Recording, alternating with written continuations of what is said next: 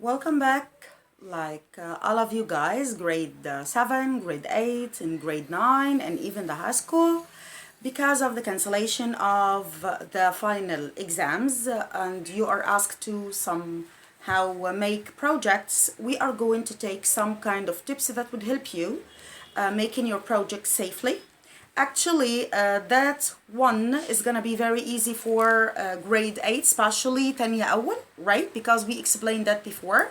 You know, guys, that when we are dealing with a topic that we are going to work on as a project, you have to read a lot about it first. Sometimes you read some articles which are scientific, so you find some difficult words that you cannot handle, and because of that, we need to know the meaning of the new vocab found in these articles. But actually, we're not going to get back to a dictionary while reading because that would waste our time. So what is the main technique that is going to be helpful for us to use? We call it context clues. Context clues. Context, the word con means what? Text means written message.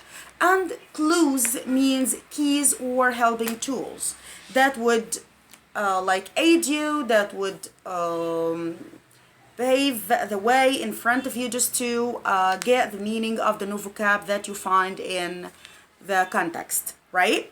Why do we use this kind of method instead of getting back to a dictionary? Because while you are reading and you get back to a dictionary, that is some kind of wasting your time. Second, you interrupt your mental process of grasping the ideas and the coherence of the text, so you'd never get back in the mood when you do that. Second or third, let's say that you're not going to get the meaning of the new word stuck to your mind, but when you see it in a context. So the best way to memorize what you have read concerning the meaning of these words is to read it in a context and try to guess the meaning in a context, right? The fourth element, which is very important for me, is elevating your guessing level, critical thinking and guessing skills, right?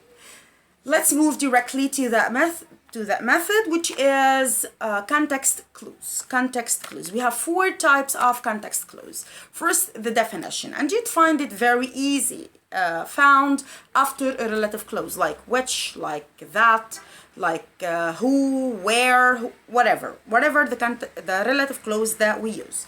Actually, I prepared some kind of examples for you. First, we have my husky is a macrosmatic pet which smells very well even from a distance, right? What's a macrosmatic? It's like, I don't know this word. Actually, you're gonna find its definition directly after the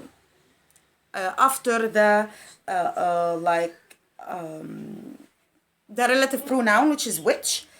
See, smells very well even from a distance, which means macrosmatic. That means it has a very high smelling sense. Let's take another example. I hate it when you Bible. You must when you Bible. Now, we don't know the meaning of the word Bible. This is another way to find a definition of a word. It's found after a semicolon, right? Which we call in Arabic الفصلة المنقوطة. But here, you must stop such a sound and close your mouth while eating. You must stop such a sound. So as we said, that the word Bible here means that making noise while you're eating or like drinking something. This is very awful, guys. All right, let's move to the second type of context clues, which we call synonyms. A synonym is an equivalent of a word. It's another meaning of a word, right? And you would find like somehow mentioned after